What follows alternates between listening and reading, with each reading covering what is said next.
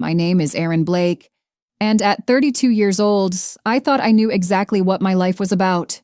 Answering emergency calls, staying calm under pressure, being the voice people heard during their worst moments.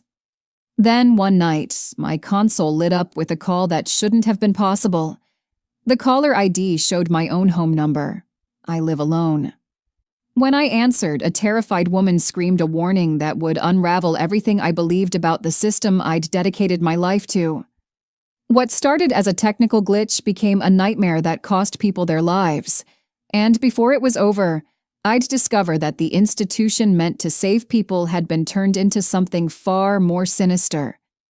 If you want to know how far corruption can reach into the systems we trust most, stay with me.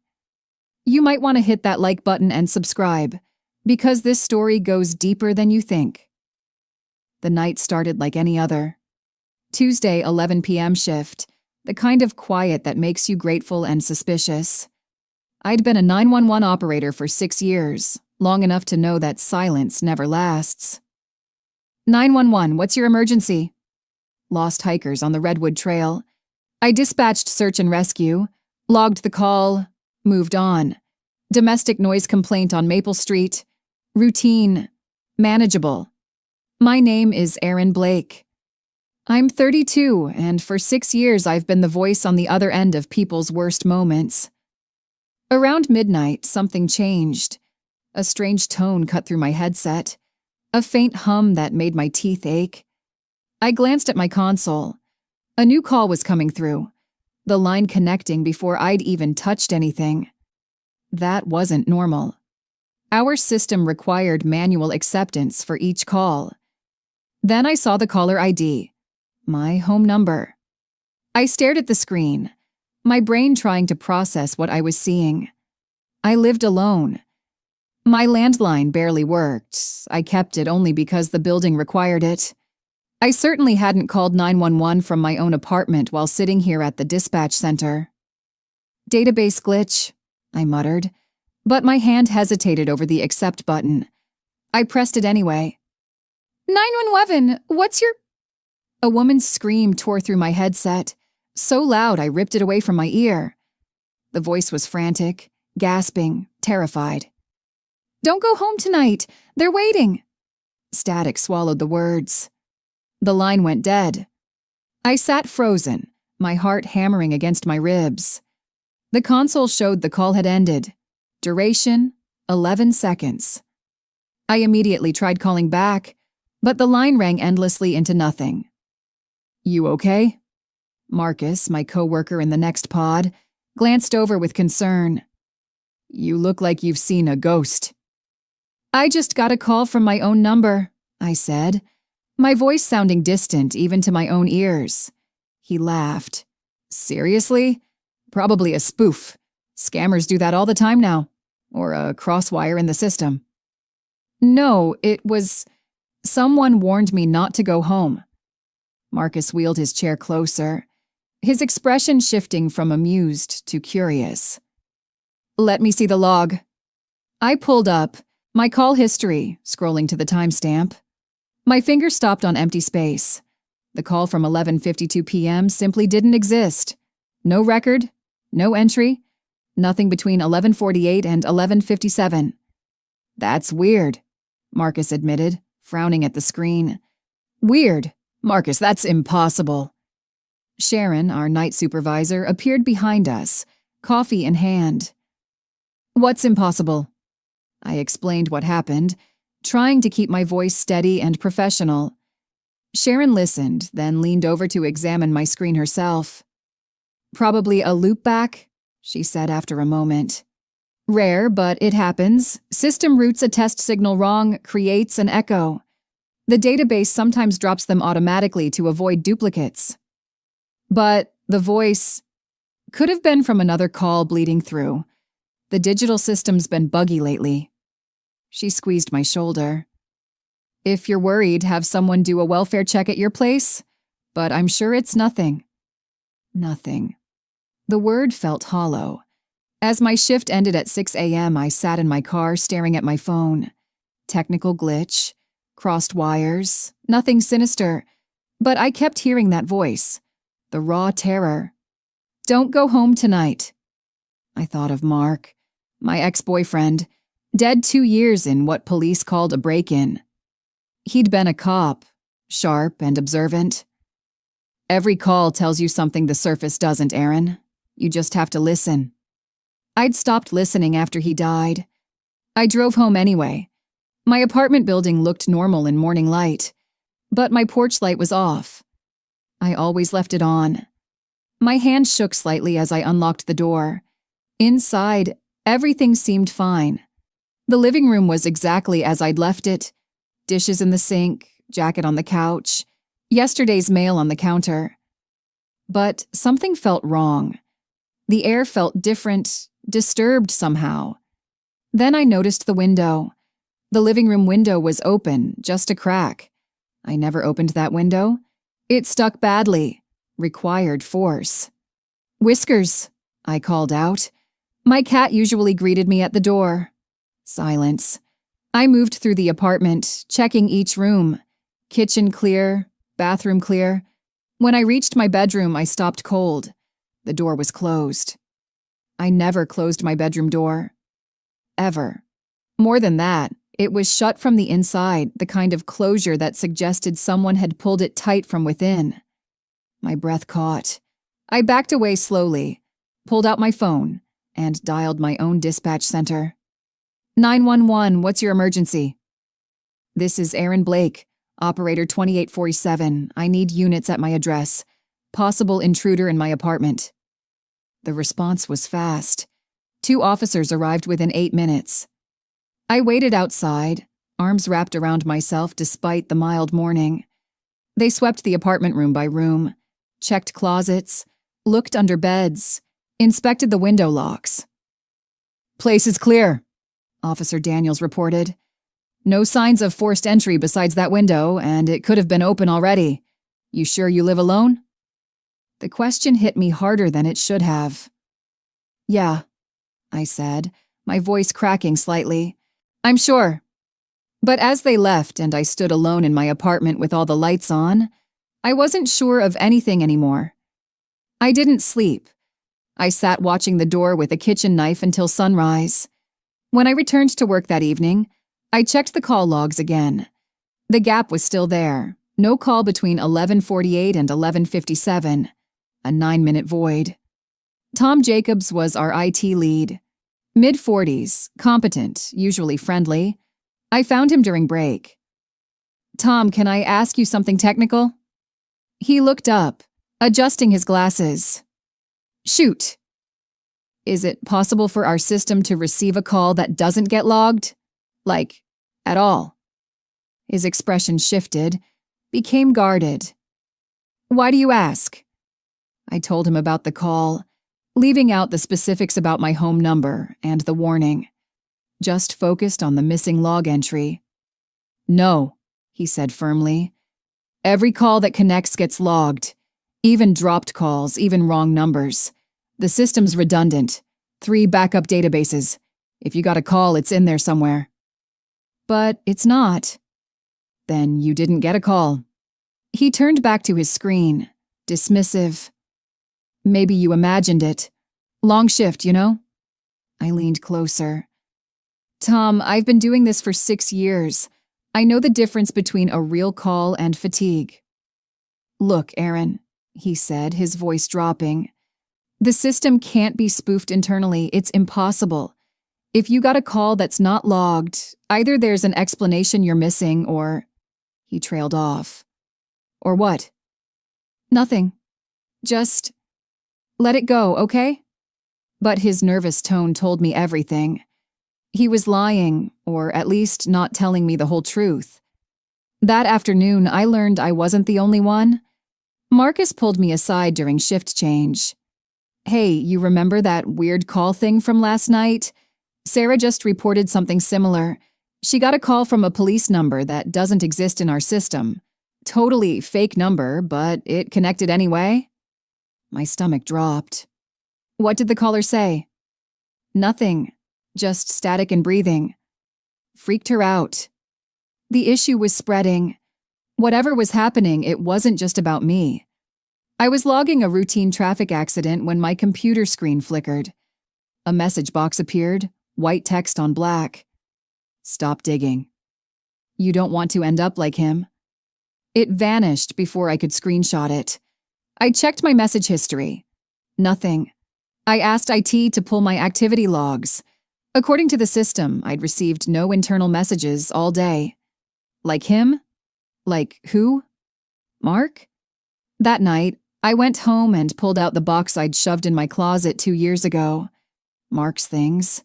His notebooks, his badge, random papers the police had returned to me after the investigation closed. I'd never had the strength to go through them properly. Now I forced myself. Most of it was mundane. Grocery lists, workout schedules, doodles from boring meetings. But then I found a small notebook with a black cover, tucked between larger binders. The pages were filled with Mark's handwriting, but these weren't official notes. They were personal observations. Data anomalies in dispatch system. Calls rerouted without operator knowledge. Check with Erin about log gaps. She'd notice. Someone's cleaning the databases. But why?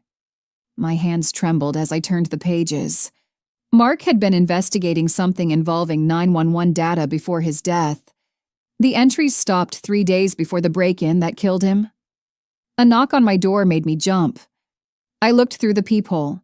Detective Laura Finch stood in the hallway, her badge visible on her belt. I opened the door slowly. Detective? Ms. Blake, do you have a few minutes? Her voice was calm but serious. I'd like to ask you about some unusual activity associated with your work account. I let her in, my mind racing. Laura Finch was a homicide detective, not cybercrime. She settled onto my couch and pulled out a tablet. You filed a possible intruder report yesterday morning, she began. Yes, the officers found nothing. Right, but when I pulled the report, I noticed the responding officers noted you seemed particularly anxious, and your supervisor flagged that you'd reported a phantom call the night before. She looked up. I also noticed you were listed as Mark Brennan's emergency contact, the officer who died 2 years ago. My throat tightened. We were together. What does Mark have to do with this? Maybe nothing. But his case was never fully closed. There were irregularities. She hesitated. Ms. Blake, have you experienced any other unusual incidents recently? Anything that made you feel unsafe? I wanted to trust her. I wanted to tell her everything. But something held me back. Just the phantom call, I said carefully. Probably a glitch. She nodded slowly, like she didn't quite believe me. If anything else happens, call me directly. She handed me her card. Sometimes patterns emerge that aren't obvious at first. After she left, I returned to Mark's notebook. I booted up my old laptop, the personal one I used for backups, not the department-issued computer. I'd secretly kept copies of my dispatch logs, a habit Mark had taught me. Always have your own record, he'd said. Systems fail. People lie, data doesn't. I ran a recovery program on the backup drive, searching for deleted or corrupted files around the timestamp of my phantom call. It took 20 minutes. Then the program flagged something, a corrupted audio clip. I restored it, hands shaking as I pressed play. My own voice filled the room, distorted but unmistakable. Please, someone's inside my house, please. It cut off. I played it again. And again. I had never made that call. I had never said those words. But that was definitely my voice, logged at 11:52 p.m. the night before, during my shift, when I should have been at the dispatch center, not at home calling for help. Someone had recorded me, or fabricated my voice, or I didn't know. But I was terrified. Over the next few days, I tried to continue normally. Work my shifts. Come home. Ignore the creeping paranoia. But I couldn't shake the feeling that I was being watched. On my drive home Thursday night, I noticed a silver SUV 3 cars behind me. When I turned onto my street, it followed.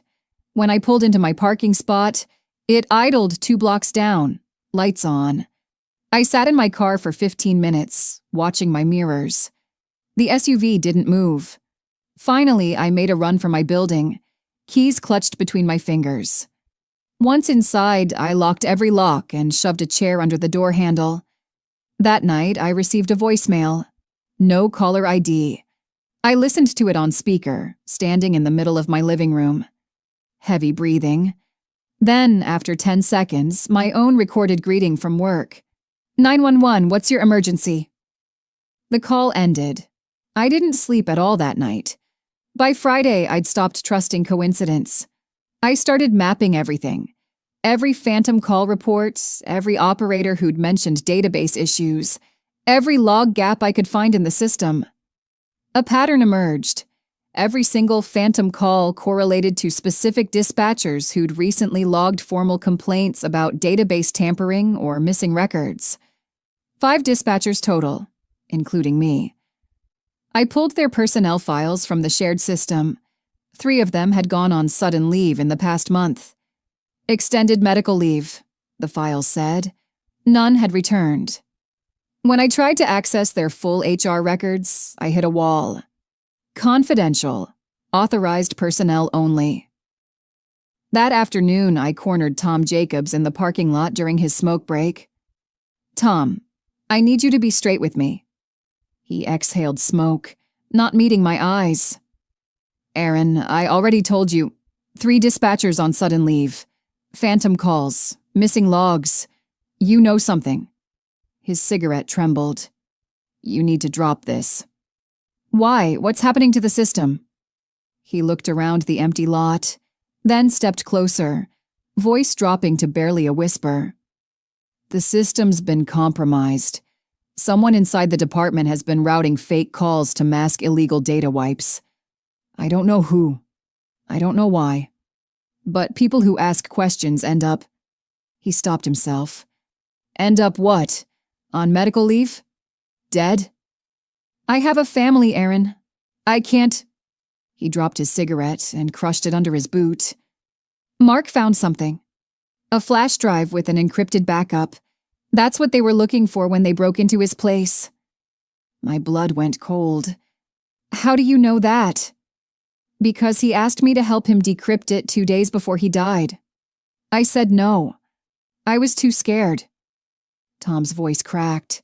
That's why I can't help you now. I can't end up like him. He walked away, leaving me standing alone in the parking lot with the truth I'd been dreading. Mark hadn't died in a random break-in. He'd been murdered. I went home in a daze. A flash drive. Mark had hidden something worth killing for. I tore through my apartment. Where would he hide something he wanted me to find, but not them? My antique desk. Mark had always admired it, helped me move it twice. I knelt beside it, running my hands along the underside. My fingers found a loose panel. Inside was a USB drive wrapped in paper with 2 words in Mark's handwriting. For Aaron. My apartment went dark. My phone lit up. Unknown number. I answered, my voice barely above a whisper. Hello. You shouldn't have found that. The voice was calm, male, electronically distorted. You have 1 chance to walk away, put the drive back, forget everything, go back to your normal life. Who is this? Someone trying to save you from making Mark's mistake. The line died. I stood in the darkness, gripping the flash drive so hard the edges cut into my palm. Then I heard it. The sound of someone trying my back door handle. I ran to the bathroom, locked myself inside, and dialed 911 from my cell. But I couldn't give them my name. If someone in the system was listening, they'd know. 911, what's your emergency? It was Sarah, one of my co-workers. I disguised my voice, made it higher, frantic. Someone's trying to break into 2847 Riverside, apartment 4B. Please hurry. Ma'am, can you… I hung up. Waited in the dark bathroom, listening to my own heartbeat. Sirens arrived 7 minutes later. Footsteps. Voices pounding on my door. Police! Open up! I emerged shakily. 2 officers swept the apartment again. Again, they found nothing. No signs of forced entry. No intruder. You're Aaron Blake, Officer Daniels said, recognizing me from before. Second call this week. You doing okay? Someone was here, I insisted. He exchanged a look with his partner. Maybe you should talk to someone. Stress can… I know what I heard. After they left, I sat on my floor and plugged the flash drive into my laptop. The contents made my stomach turn. Audio files, dozens of them. Recordings of 911 calls being rerouted, redirected, or deleted entirely. Metadata showing unauthorized access to the dispatch database. And names, city officials, police brass, people I recognized. The files were linked to something called Project Echo. I didn't understand what it meant, but Mark's notes were included. Private security firm using 911 infrastructure for surveillance and selective response times. Paid service for wealthy clients. Lives at stake in ignored districts. They were selling emergency services, manipulating who got help and who didn't. The next morning, Tom Jacobs didn't show up for work. I called his cell, straight to voicemail. I drove to his apartment during my break.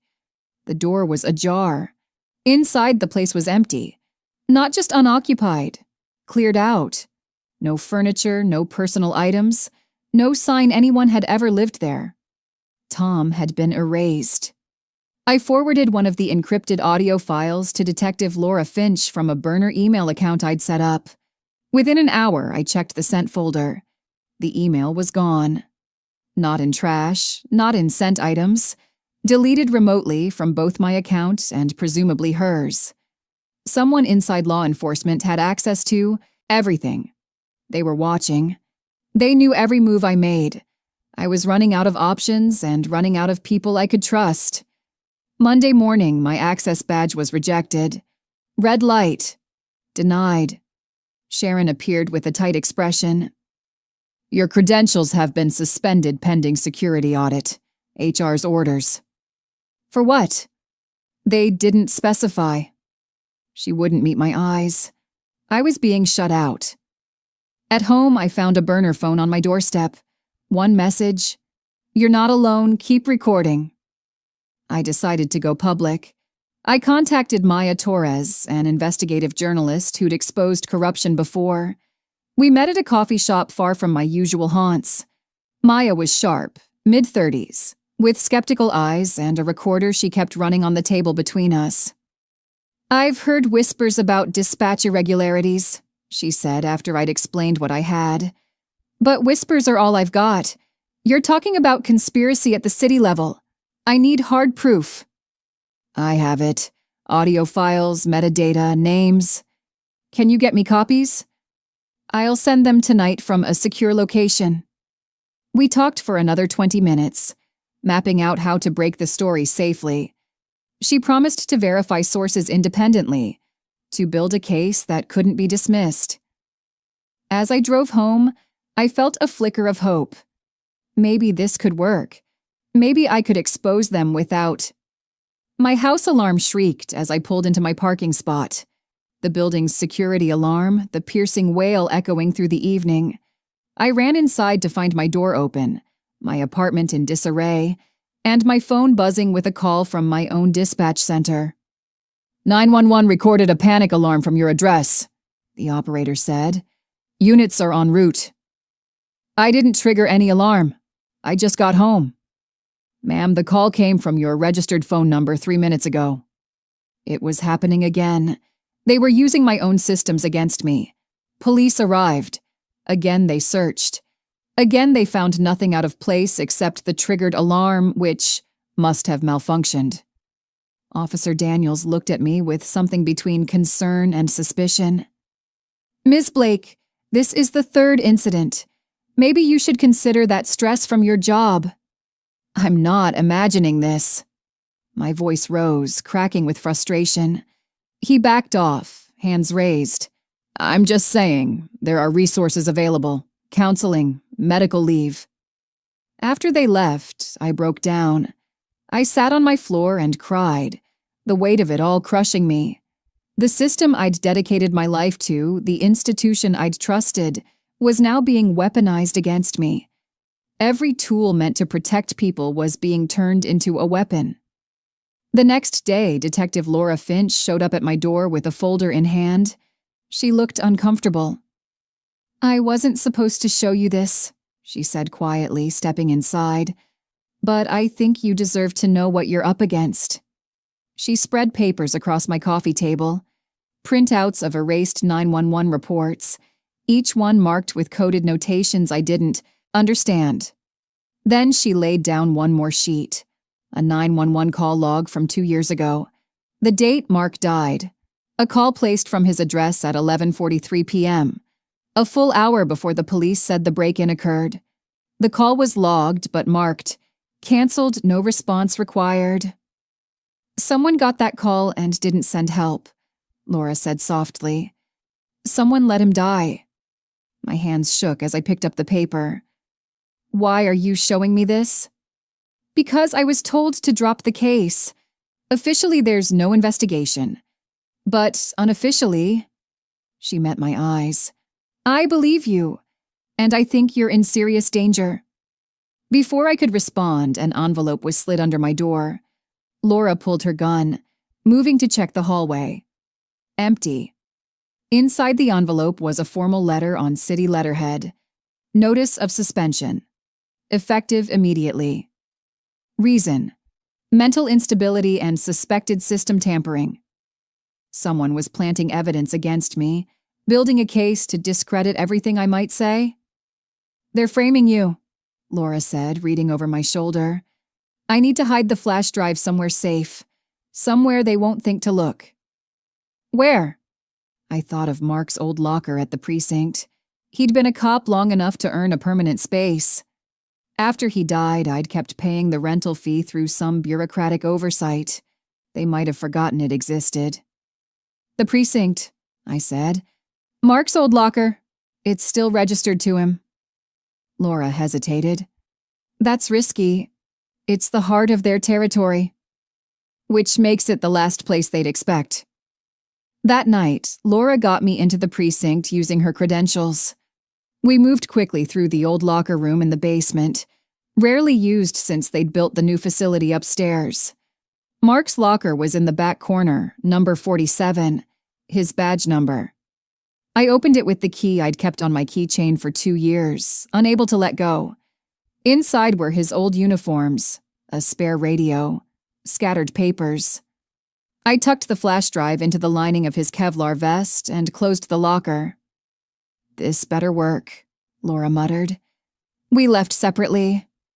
I went home feeling like I'd at least bought some time, but when I got there, Maya Torres called the burner phone. Aaron, they found me. Her voice was trembling. They know I'm working on this. My apartment's been... Someone broke in. My laptop's gone. All my research. Maya, get somewhere public. Somewhere safe. I'm trying, but... Her voice broke. I'm so sorry. I should have been more careful. The line cut out. I tried calling her back. Straight to voicemail. I texted. No response. 2 hours later, police scanners mentioned an unidentified female victim found unconscious in her car. No name given yet. But deep in my guts, I knew. Maya was gone. They'd gotten to her. Just like they'd gotten to Tom. Just like they'd tried to erase Mark. I grabbed my go bag, what little cash I had, and the burner phone. I couldn't stay. Not anymore. As I reached for my keys, the burner buzzed with a new message. A screenshot. Access logs showing Detective Laura Finch viewing my home security feed remotely. On the night of my first break-in. My blood ran cold. Laura had been watching me this whole time. She'd played both sides, gaining my trust while feeding information back to them. Everyone I'd trusted was either dead, disappeared, or working against me. I was truly alone now, with nowhere left to run. I drove to Maya's apartment, hands shaking on the wheel, mind racing through worst-case scenarios. When I arrived, the door was ajar, barely hanging on one hinge. Inside, the darkness was oppressive. I flipped the light switch. Nothing. I used my phone's flashlight to survey the damage. A coffee mug lay shattered on the floor, brown liquid soaked into the carpet. Her laptop was gone, obviously, but so was her external hard drive, her phone charger, even her notes. Everything wiped clean. But it was the smell that made my stomach turn. Bleach. Strong, chemical, the kind used to eliminate DNA evidence. They hadn't just robbed her. They'd sanitized the crime scene. My phone buzzed. Police scanner app. Unidentified female victim, unconscious, possible overdose, Jefferson and 5th. That was 3 blocks from here. My legs nearly gave out. Maya. They'd gotten to Maya. I stumbled back to my car, barely able to see through tears. Back at my apartment, paranoia consumed me. I needed to check if the files were safe, if my backups were intact. I plugged in my backup drive with trembling fingers. The folders opened normally at first. Then, as I watched in horror, files began disappearing. Corruption spreading like a virus. Someone was inside my system, not just monitoring, but actively destroying evidence in real time. I yanked the USB cord so hard it snapped. Then I grabbed the modem and smashed it against the floor. Once, twice, 3 times until plastic shattered and circuitry spilled out like mechanical guts. I needed help desperately. Someone outside the corrupted system. Someone who understood what I was facing. Ray Alvarez. The name surfaced from memory like a lifeline. A retired dispatch technician who'd trained me 6 years ago when I first started. He'd been brilliant, meticulous, the kind of person who noticed every detail. Then one day he'd quit without explanation, disappeared completely. At the time, I'd assumed burnout. Now I wondered if he'd known something. I found his number buried in old contacts and called from the burner phone, praying it still worked. Aaron? His voice was cautious, suspicious even. How'd you get this number? Ray, I need help. The 911 system, it's compromised. People are dying and they're coming after me because I found proof. Jesus Christ. A long pause. Don't say anything else on this line. Where are you? We met at a gas station 40 minutes outside city limits, far from cameras and witnesses. Ray looked older than I remembered. Hair grayer, face lined with worry. But his eyes were still sharp, still observant. He led me to his camper parked in a wooded area off the main road. Inside, it was cramped but organized, filled with old computer equipment and stacks of external drives. I quit 5 years ago because I discovered call data tampering, he said, immediately booting up an offline laptop that wasn't connected to any network. Calls being rerouted, response times manipulated, logs altered. When I reported it through proper channels, nothing happened. Then I started getting death threats, anonymous messages telling me to forget what I'd seen. So I did what any rational person would do. I disappeared. But you kept records, I said, seeing the determination in his eyes.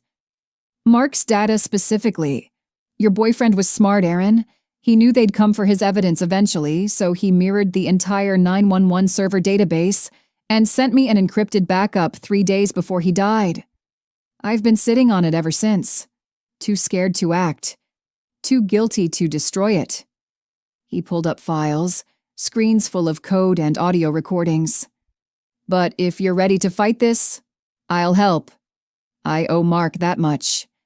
I owe you that much. The files revealed everything, and it was worse than I'd imagined. Project Echo, a private security firm that had somehow secured municipal contracts to optimize emergency response efficiency. What that really meant was turning 911 into a tiered service. Wealthy neighborhoods paid premium rates through their HOAs and community associations for priority dispatch. Their calls got answered first, units arrived faster, better equipment was allocated. Meanwhile, poor districts were deliberately deprioritized. Their calls were rerouted through additional verification steps, marked as low urgency by default, or sometimes delayed until higher-paying areas were served first. Ray showed me the death toll. An elderly woman in the project suffering a heart attack. Her call delayed 43 minutes while units were diverted to a false alarm at a suburban mansion. She died before help arrived. A 10-year-old boy shot in gang crossfire. Ambulance took 37 minutes because resources were allocated to a minor fender bender in a wealthy district. He bled out in his mother's arms. There were dozens of cases. Maybe hundreds. People had died not because of insufficient resources, but because someone had decided their lives weren't worth as much as people who could pay. I felt sick, physically ill. This was the system I'd dedicated my life to, the institution I'd believed in, and it had been corrupted into a pay-to-survive scheme. "We need to get this to media," I said, voice shaking with rage. "I tried." Ray's expression was grim. "Contacted 3 different journalists over the past 2 years. 2 emails bounced, accounts deleted or blocked. The 3rd replied within minutes. 'We know about you. Stop.' They control traditional media channels, Aaron. They've got people everywhere." I contacted another journalist anonymously. Same result. They'd locked down traditional media. "Then we broadcast it ourselves," I said. "Live stream it where they can't stop it." Ray nodded slowly. "There's an abandoned news station on Route 9, old analog equipment. Unhackable if we do it right." We spent hours planning. But as we prepared to leave, Ray checked under his van and found a tracking device. "They know where we are," he whispered. We split up. I took the laptop with the backup files. Ray would create a diversion, lead them away while I got to the broadcast station. I was driving a back road when the silver SUV appeared in my mirror. It accelerated, ramming my bumper. I swerved, fought for control. The SUV hit me again, harder. My car skidded off the road into a ditch. I scrambled out, bruised but mobile, and ran into the woods. Behind me, I heard car doors slam, voices shouting. I recorded the SUV's license plate with my phone camera before disappearing into the trees. Hours later, hiding in an abandoned barn, Ray texted me an image. Badge records showing Detective Laura Finch had accessed my home security feed the night of my first break-in. She'd been watching from the beginning. Then another message. "They arrested me, charged with cybercrime. Everything's pinned on me now. Get the data out, Aaron, finish this." My hands trembled. Ray was in custody because of me. I pulled up the voicemail from Maya one last time, listening carefully. In the background, barely audible, I heard Laura's voice. "Delete everything." Laura had been there when they took Maya. She'd been part of it all along. I confronted Laura the next morning before dawn in the station parking lot, approaching her car silently before she even noticed I was there. When she looked up and saw me standing by her window, she went pale. "I know what you did," I said, my voice cold and controlled despite the fury burning inside me. She froze for a long moment, hand still on her keys. Then she slowly stepped out of the car, hands visible, movements careful. "Aaron, you don't understand the situation." "I understand perfectly. You've been feeding them information this entire time. You accessed my home security system the night of my break-in. You were there when they took Maya. I heard your voice on her recording telling them to delete everything. You've been playing both sides. Listen to me carefully." Her voice was urgent, almost desperate. "I am under cover. Deep cover. I've been investigating Project Echo from inside the department for 8 months. That audio you heard, yes, I was telling them to delete evidence, but what you didn't hear was me simultaneously backing it up to secure servers. I've been documenting everything, building an airtight case. Prove it. She reached slowly into her jacket, pulled out a small recording device. I've been wearing a wire for months.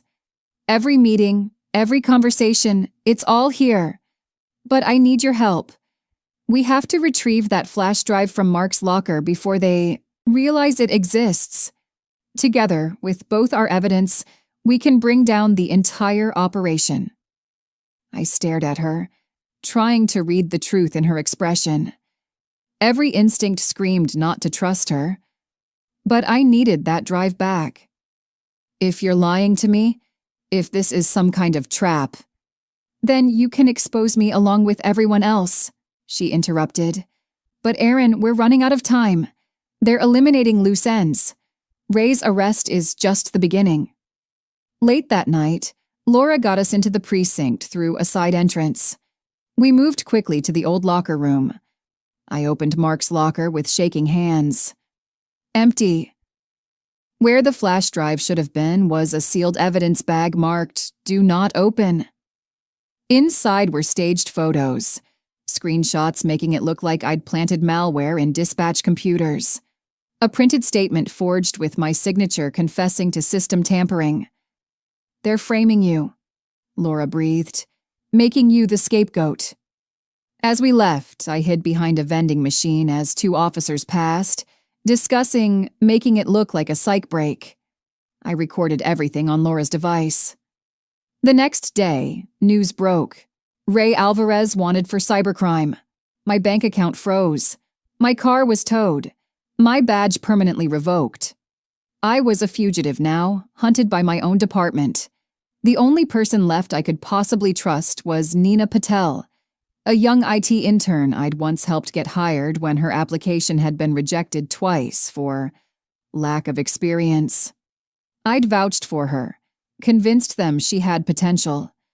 She was brilliant, meticulous, and most importantly, she'd mentioned once, casually, that she never quite trusted how opaque the 911 system's backend was. I reached her through a coded message in an obscure online forum we'd joked about using if the department's systems ever went completely down. Within hours, she responded with coordinates to a public library in a neighboring town. We met in the reference section, surrounded by dusty law books nobody ever read. Nina looked terrified but determined, her hands shaking slightly as she pulled a thumb drive from her pocket. "Oh, I saw strange access logs about 6 weeks ago," she whispered, constantly glancing around. Database queries that made no sense, pulling residential income data, cross-referencing with response times, running algorithms on dispatch priorities. I copied everything to this drive before I realized how dangerous it was. She slid it across the table like it was radioactive. I've been too scared to even look at what's on it since then. But when I saw the news about you being wanted, about Ray's arrest, I knew you were fighting something real. Nina, if they find out you helped me, I know the risks. Her jaw set with surprising firmness. But I didn't get into IT to help people game the system. I got into it to make sure systems work for everyone fairly. Together, we spent 3 hours in a private study room, decrypting and analyzing the files. The logs proved everything. Project Echo's algorithms systematically rerouted emergency calls away from poor districts to prioritize wealthy neighborhoods paying premium subscription fees through shell companies disguised as community safety initiatives. The data was damning. Response time differentials, mortality rate increases in low-income areas, email chains discussing acceptable casualty rates, and revenue optimization through selective service allocation. Nina's face grew pale as we scrolled through the evidence. They used 911 as a business, she said, voice hollow with shock. They literally decided who lived and who died based on zip codes and income brackets. And we're going to make them answer their own call, I replied. The abandoned news station on Route 9 was a relic from another era. Analog equipment, physical switches, technology so old it predated modern hacking techniques. That's exactly why we chose it. Nina and I spent 2 full days preparing. We mapped power sources, tested the transmission equipment, created redundant backups on multiple platforms, prepared to simultaneously broadcast to streaming services, social media, and even old-school television frequencies that some rural areas still monitored. Once we start this broadcast, they'll mobilize everything to stop us, Nina said as she soldered connections on the primary transmitter. Her voice was steady despite the fear in her eyes. SWAT teams, probably. Maybe worse. I know. I set up the camera, checking angles and lighting. But if we don't do this, more people die. More families lose someone because their zip code wasn't profitable enough. My burner phone rang. Laura's number. The station is already under surveillance, she said without preamble. I'm monitoring their channels. They've had units watching for the past 12 hours. Whatever you're planning, they know. Then why haven't they moved in? Because they're waiting to see who else shows up. They want everyone involved. Aaron, I can get you out now before this goes any further. I'm not running anymore, I said firmly. We're broadcasting tonight. Then let me help. Give me 2 hours to position myself where I can cover your exit. Laura, if you're really on our side, then make sure Ray gets out alive. They're keeping him as leverage. I paused. I'm including his location in the broadcast. Someone will get to him. She was quiet for a moment. Send me the coordinates. I'll go myself. We powered up the transmitter at exactly midnight. Nina started the upload sequence while I positioned myself in front of the camera, holding up the first document. An email chain discussing revenue per prevented death and acceptable response delay thresholds. My name is Aaron Blake, I said directly to the camera, my voice carrying the weight of everything I'd lost. I'm a 911 operator. For 6 years, I believed I was helping save lives. Then I discovered that the system I trusted had been turned into a business. Project Echo, a private company contracted by city officials, has been manipulating emergency responses based on who can pay premium rates. People have died. Children, elderly, sick people who needed help. They died not because help wasn't available, but because they lived in the wrong neighborhoods. I held up document after document. Audio files played, 911 calls being rerouted, dispatchers being told to delay responses, executives celebrating revenue increases. Sirens approached within 7 minutes, faster than I'd expected. Keep it running, I shouted to Nina as tactical lights flooded the building exterior. Heavy footsteps pounded up the stairs. The doors burst open. 10 officers, full tactical gear, weapons drawn. Leading them was Chief Morrison himself. His face was red with fury, veins bulging in his neck. Turn that transmission off right now. It's already out there, I said, checking the upload counter. 67%. Thousands of people are watching live. Laura entered moments later, gun drawn. For one terrible heartbeat, I thought she'd betrayed us after all. Then she aimed her weapon at Morrison instead. This is over, sir. Her voice was cold, professional, the voice of a cop doing her duty. I've been recording everything for 8 months as part of an internal affairs investigation. The district attorney has copies of all my evidence as of 1 hour ago. You're done. Morrison moved fast for a man his size. He lunged for the transmitter, trying to rip cables loose. Laura fired a warning shot into the ceiling. Plaster rained down, but the upload counter showed 83% complete. The files were already spreading across the internet, copied and reshared faster than they could be suppressed. Nina grabbed the thumb drive and ran, disappearing through a back exit before anyone could stop her. Morrison grabbed me, slamming me against the wall. You destroyed everything. Years of work, billions in contracts. You mean your monopoly on help, I said, voice shaking but clear. You decided who deserved to live based on who could pay. More officers arrived, but this time federal agents. They separated Morrison from me, handcuffs clicking. Aaron Blake, one agent asked. We've been investigating Project Echo for 6 months. Your broadcast just gave us everything we needed. I collapsed outside the building, watching police cars swarm their own headquarters. Through my phone screen, I saw the files trending nationally. Project Echo, 911 corruption. Blake whistleblower. Someone had finally answered the call. 3 weeks later, the fallout was still spreading. Multiple city officials indicted. The entire Emergency Operations Board suspended pending federal review. Project Echo's corporate officers arrested. I visited Ray in the hospital.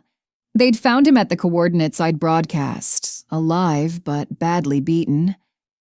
You finished what Mark started, he said, gripping my hand. We finished it. Together. Maya's name resurfaced in the leaked files, her unpublished article found among the documents. I arranged with her editor to have it printed posthumously, under both our bylines. She deserved to be remembered not as a victim, but as a journalist who'd tried to expose the truth. The department offered to reinstate me with full honors and back pay.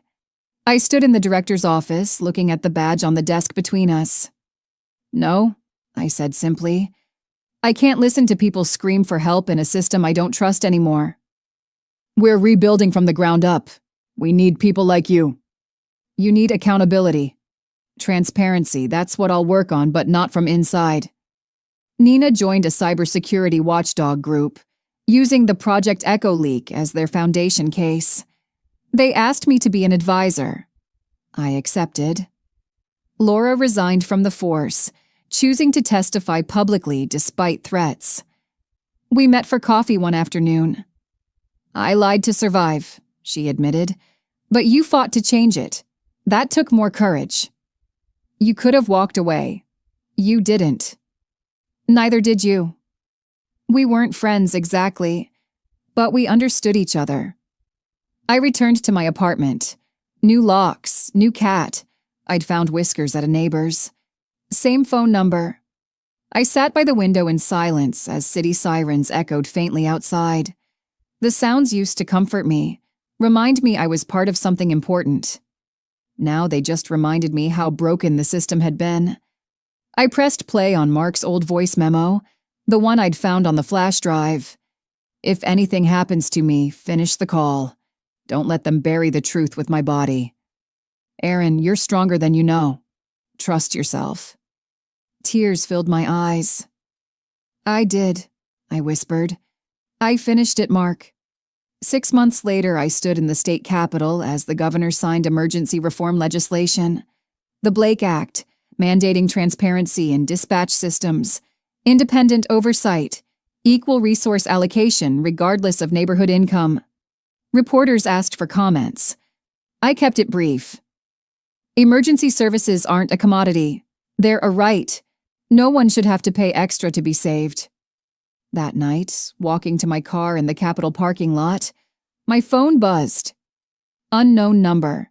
My hand froze on the screen. For a moment, the old fear returned. The paranoia, the sense of being watched. Then I let it ring. Once. Twice. 3 times. I smiled faintly and let it go to voicemail.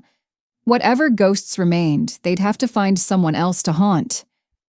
I was done being afraid. I drove home through the city, past the neighborhoods where Project Echo had decided who lived and who died, past the dispatch center where I'd spent 6 years believing I was helping people. The building looked different now.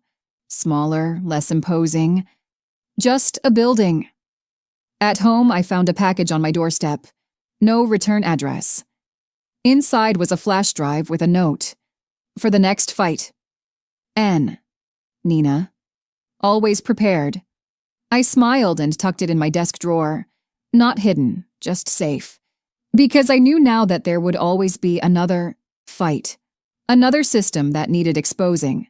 Another truth buried beneath layers of bureaucracy and corruption. But that was a problem for tomorrow. Tonight I made tea, sat on my couch with my new cat purring beside me, and watched the late news. They were still talking about Project Echo, about the reforms, about the lives saved because someone had finally asked the right questions. My phone stayed silent on the coffee table, and for the first time in 2 years, I slept through the night without nightmares. I dreamed of Mark instead, not the way he died, but the way he lived. Curious, relentless, convinced that truth mattered even when it was dangerous to pursue it. In the dream, he smiled at me and said, "You did good, Aaron. You did good." When I woke up, sunlight was streaming through my windows. A new day, a new chance to get it right. I made coffee, checked the news. More Project Echo arrests, the investigation was spreading to other cities, and answered emails from the watchdog group about testimony I was scheduled to give next week. Then I opened my laptop and started writing. Not a report or a statement. A story. My story. Everything that had happened from that first impossible call to this moment. Because Mark had been right about one thing. Every call tells you something the surface doesn't. And this was a call that needed to be heard. 3 hours later, I hit send, emailing the manuscript to a publisher Nina had connected me with. The subject line, "I'm a 911 operator.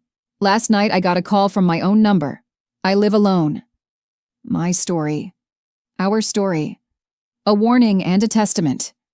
The phone rang, this time a number I recognized. The watchdog group. "Aaron, we just got word that 2 more cities are launching investigations based on your testimony. They think Project Echo had franchises." I closed my eyes, took a breath. "How can I help?" "Same thing you've been doing. Tell the truth. Don't stop."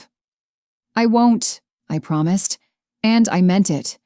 Because I'd learned something important in the darkness of those terrifying weeks. Silence protects the guilty. Truth protects the innocent.